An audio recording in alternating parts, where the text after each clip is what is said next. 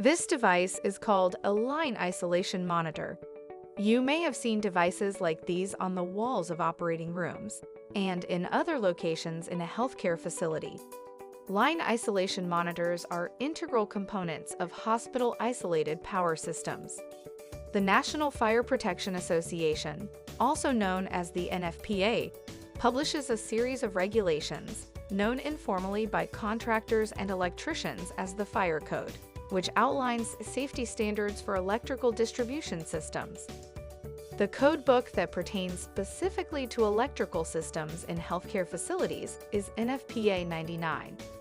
Section 3.389 of NFPA99 defines an isolated power system as a system comprising an isolation transformer or its equivalent, a line isolation monitor, and its ungrounded circuit conductors. Section 3.39 of NFPA99 defines a line isolation monitor as a test instrument designed to continually check the balanced and unbalanced impedance from each line of an isolated circuit to ground and equipped with a built-in test circuit to exercise the alarm without adding to the leakage current hazard. In an isolated power circuit, a ground fault would result in an alarm, but power would not be interrupted.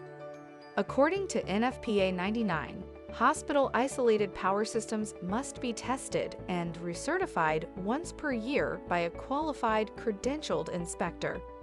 And this is where we come in. We can perform your annual inspection and recertification of isolated power systems, including line isolation monitors. We will provide you with the documentation necessary to maintain compliance with NFPA 99, the Environment of Care Standards of the Joint Commission, and all other applicable regulations. We are ready to schedule your isolated power system inspections for the evenings and or on the weekends to provide minimum disruption of surgical operations. We can also provide replacement of inoperative line isolation monitors and perform system retrofits when necessary. Feel free to contact us with any questions you may have about isolated power systems, or to schedule your isolated power system and line isolation monitor recertification.